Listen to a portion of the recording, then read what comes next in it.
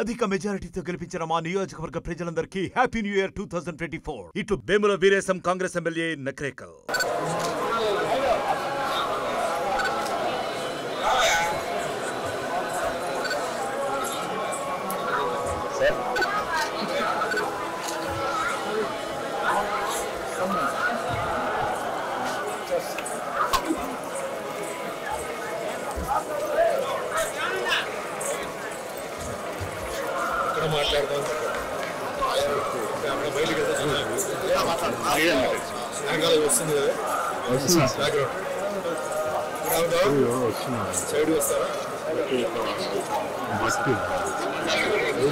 అందరికీ నూతన సంవత్సరం శుభాకాంక్షలు. Wish all very happy new year అండి. ఈరోజు చాలా సంతోషంగా ఉంది. ఈరోజు జనవరి 1వ తారీఖు వైకుంఠ ఏకాదశి ఆఖరి రోజుకి ఈరోజు ఇక్కడ భగవంతుడి దర్శనం దొరికింది. దానికి మా తిరుపతి నారాయణ గౌడ్ గారికి ధన్యవాదాలు. అలాగే చెన్నై నుంచి నాగభూషణం గారు ఆయన ఫ్యామిలీతో వచ్చారు. అందరికీ ధన్యవాదాలు.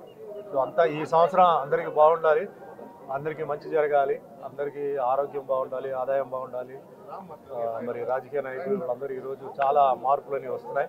ముఖ్యంగా మా తెలంగాణ ముఖ్యమంత్రి గారు రేవంత్ రెడ్డి గారికి భగవంతుడి ఆశీర్వాదాలు ఉండాలి. ఆయన ఇంకా మంచి అంటే తెలంగాణ భవిష్యత్తుకి చాలా మంచి ఆయన పాలన చేయాలి. ఎప్పుడూ ఆయనకి మేము సహకరిస్తాం. అలాగే ఆయన కుటుంబ సభ్యులు కూడా అందరికీ ధన్యవాదాలు. అదే మాదిరిగా ఇక్కడ కూడా ఆంధ్రాలో కూడా అందరికీ మంచి జరగాలి. ముఖ్యమంత్రి జగన్ గారికి కూడా భగవంతుడి ఆశీర్వాదాలు ఉండాలి. అన్నీ ముఖ్యంగా పేద ప్రజలకి బాగా జరగాలి. అందరూ సంతోషంగా ఉండాలి.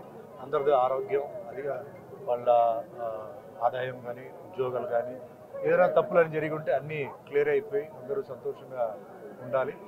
అదే మాదిరిగా నాకు ఇప్పటివరకు ఇచ్చిన నిర్మాత, దర్శకులు, నా అభిమానులు, టెక్నీషియన్స్ వాళ్ళందరికీ పేరు ధన్యవాదాలు చెప్తున్నాను. ఇది 46వ సంవత్సరం నాకు సినిమా ఇండస్ట్రీకి వచ్చి.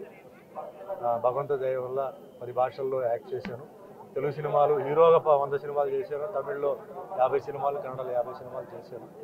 అందరికీ ముఖ్యంగా ఈరోజు ఇంత ఒక స్థాయిలో నేను ఉండడానికి ముఖ్యంగా నా అభిమానులు వాళ్ళందరికీ భగవంతుడు ఆశీర్వాదాలు ఉండాలి.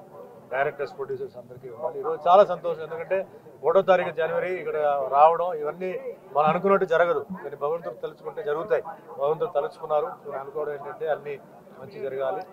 అదే మాదిరిగా ముఖ్యంగా మన రేవంత్ రెడ్డి గారికి ఒక ముఖ్యమైన విషయం ఏంటంటే మా గౌడ జాతికి ఏంటంటే ఏజెన్సీ ప్రాంతంలో ఏంటంటే చాలామంది గౌడ జాతి వాళ్ళు ఇబ్బందులు ఉన్నారు. అంటే అక్కడ ఏంటంటే కొన్ని సమస్యలు ఉన్నారు. ముఖ్యంగా తెలంగాణలో వాళ్ళకి ఎస్సీ స్టేటస్ ఇస్తే వాళ్ళు ఏంటంటే వాళ్ళ ఉద్యోగానికి వాళ్ళు చేయవచ్చు, కొన్ని ఇబ్బందులు ఉన్నాయి.